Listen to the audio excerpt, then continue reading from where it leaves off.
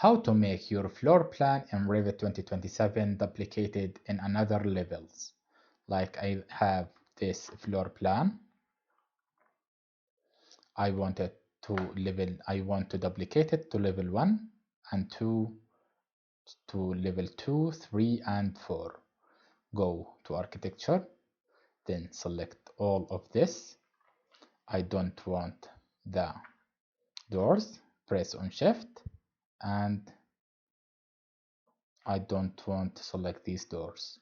After that, go to copy, then go to paste, align to selected levels. I want it to level 2, 3 and 4, and I don't want level 1. Then press on OK. After that, go to 3D, and here is our duplicated floor plan.